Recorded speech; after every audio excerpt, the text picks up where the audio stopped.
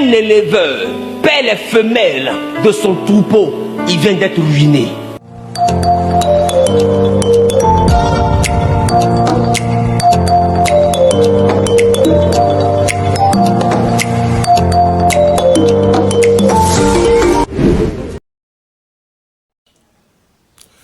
Bonjour à toi et bienvenue sur ma chaîne.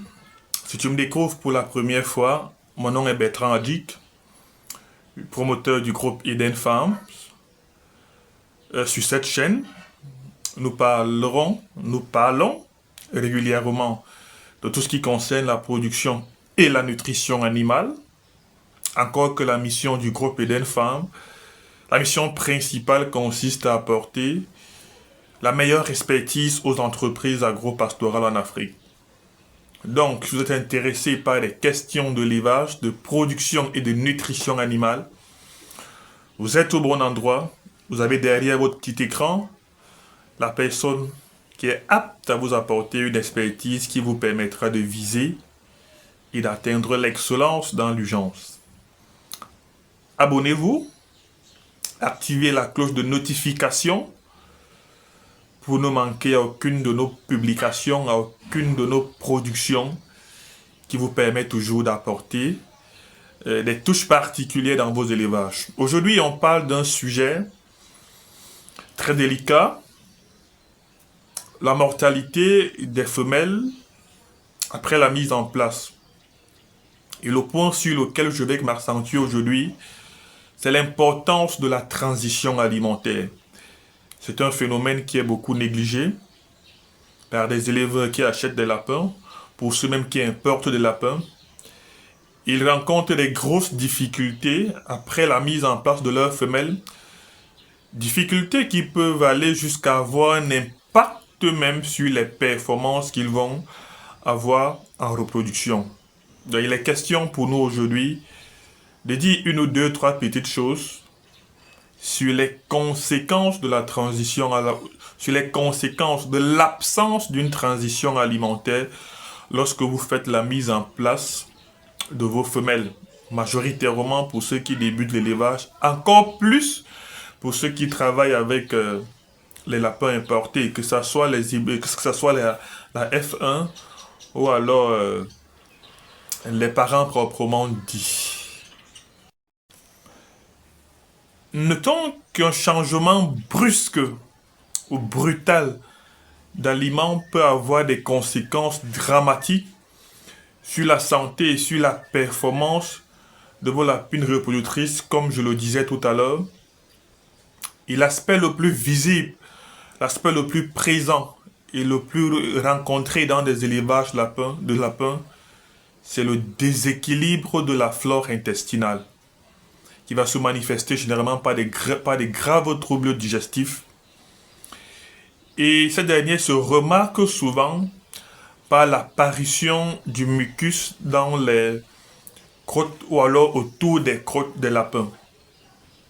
Donc vous allez observer un liquide gluant, parfois de couleur transparente, dans les crottes de vos lapins quelques jours après leur mise en place. C'est le signe qu'il y a eu des perturbations au niveau du système digestif de vos animaux dû à une modification brusque de leur alimentation.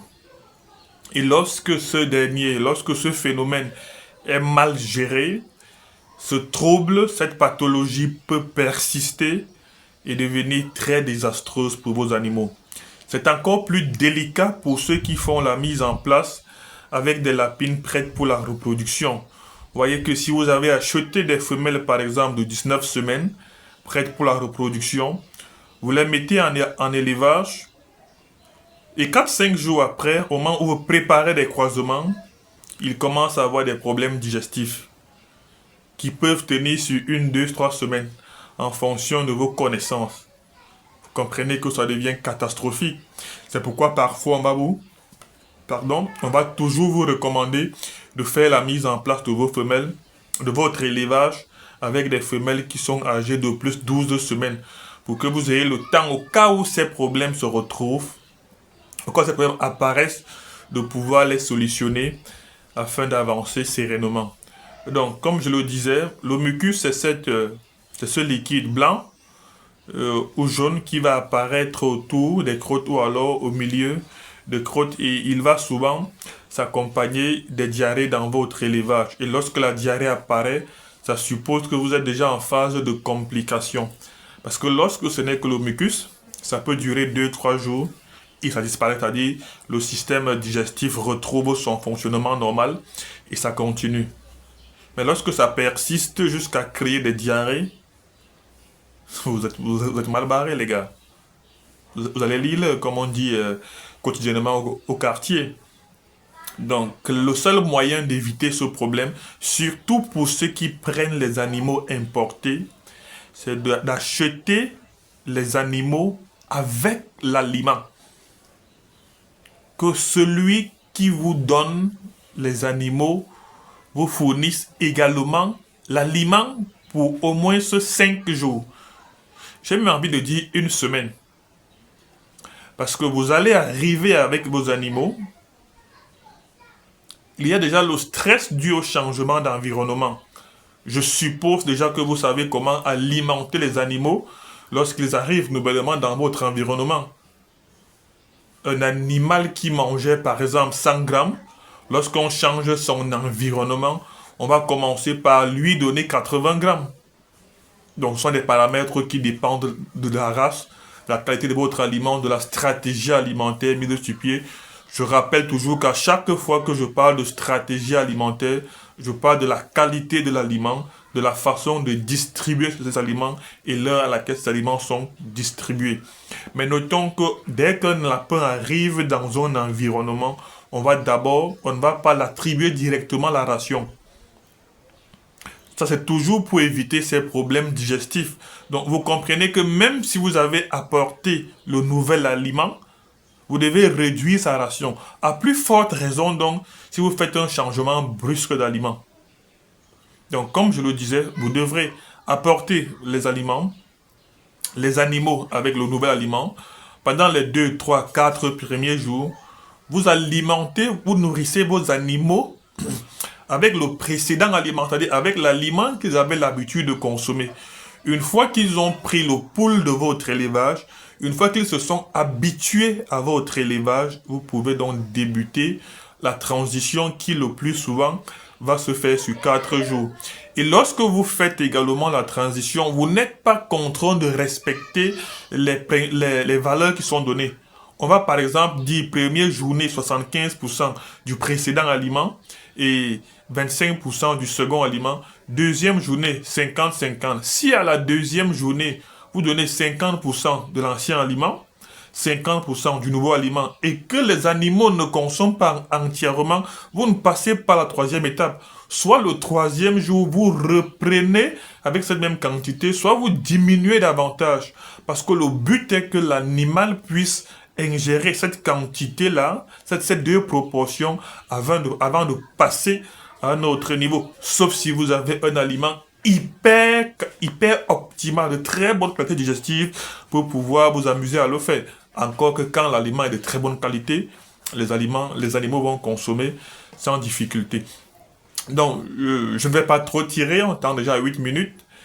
J'espère avoir dit quelque chose qui vous a aidé, mais il faut retenir dans l'ensemble qu'à chaque fois que vous importez des animaux d'un pays à un autre, d'une ville à une autre ville, d'un élevage à un autre élevage, vous devrez également prendre l'aliment pour éviter les dérèglements digestifs qui peuvent avoir un impact sur la santé, sur les performances de vos animaux en reproduction.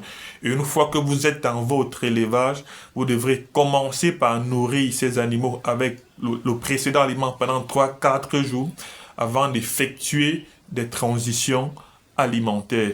Et il faut que vous ayez un aliment de qualité supérieure ou alors de même qualité que le précédent. Il ne faut pas passer d'un aliment meilleur à un aliment médiocre. Ça contribuera à modifier les performances de vos reproductrices. Encore que chaque action que vous menez concernant une reproductrice a un impact direct sur ses performances en reproduction. D'où la nécessité d'être rigoureux dans la préparation des futures reproductrices. D'où l'importance pour l'éleveur de toujours faire sa mise en place avec des femelles de 10 à 12 semaines pour pouvoir contrôler cette étape de préparation qui garantira les meilleures performances en reproduction. Le reproducteur, c'est le potentiel du futur de votre élevage.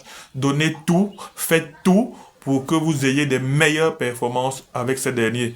Parce que si le reproducteur ne produit pas de l'apéro, vous n'auriez rien à vendre. Si le reproducteur ne produit pas au maximum, vous n'auriez pas de quoi vendre pour être rentable. Si vous avez d'autres préoccupations, nous sommes disponibles pour vous permettre d'atteindre l'excellence.